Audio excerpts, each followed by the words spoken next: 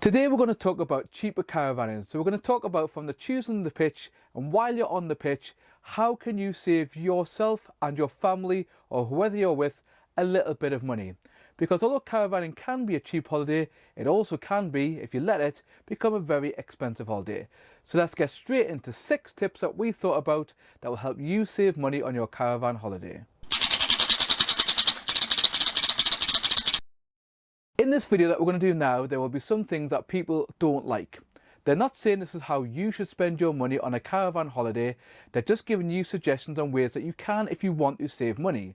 Like we said before, if you want to, you can blow the budget and go on a really expensive caravan holiday, and obviously that's kind of down to personal preference. I personally prefer to have more holidays, but cheaper holidays rather than have less holidays and more expensive ones. At the end of the day, you earn your money, so it's up to you how you spend it. So tip number 1 from us is choosing the pitch. Try to find a pitch in the area that you want at the best value for you and your family. Well, if we give you an example, a friend of ours is asking us to go for New Year to a campsite up in Northumberland. It's a really nice campsite, looks absolutely fantastic. I've heard a lot of good reviews about it. So we inquired about a price for New Year for 3 nights. They came back and said it would be nearly £130 for those 3 nights over New Year. Now a lot of people might think, again, because there's 5 of us, that's a pretty good deal. And actually, I would agree in that if you compare it to a hotel price. So what we did was we had a look around the area. We're actually members of the Caravan Club as well. And we found a local CL that was 1 mile away. Now this local CL would actually cost us in total £48 for the 3 nights. So we saved about £81 there between the site near and then the CL. Now, again, you can argue that the main site is going to have better facilities. Agreed, it has a toilet block, it has a play area. The CL still has hookup and it still has water per pitch. So that's pretty good given the current circumstances because, we don't know whether toilets are going to be open all the time. Yes, they're open in May, but there might be no open later on.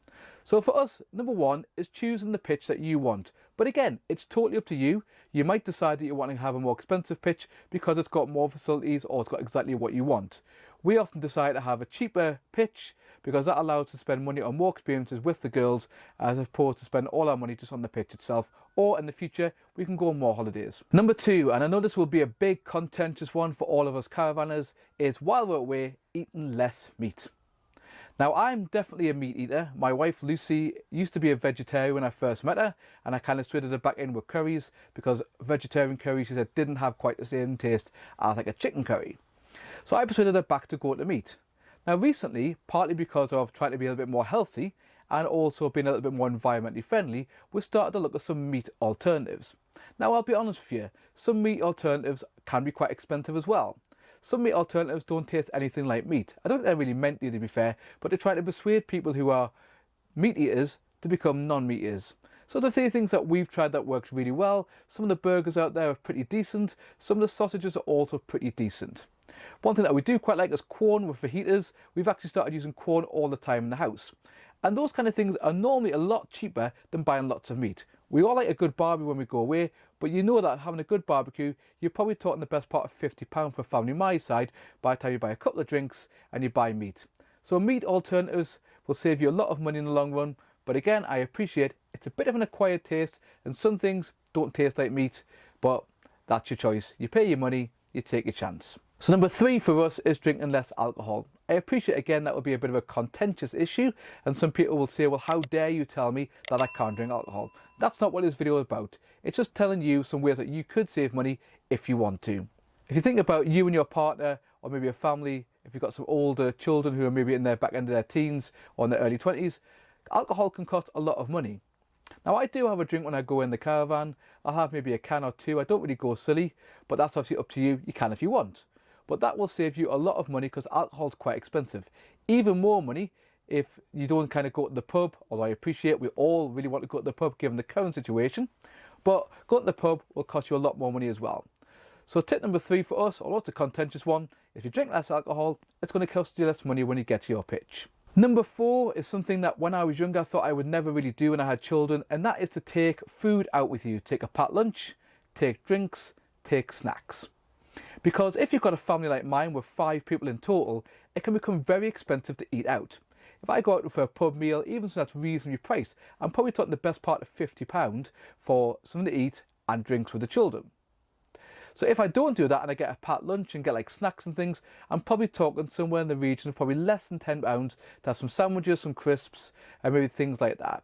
So that saves you a bit of money when you're out. But again, like I said, it's your choice. The other thing is, if maybe you're going out for a walk or just like a day trip, again, could you take snacks?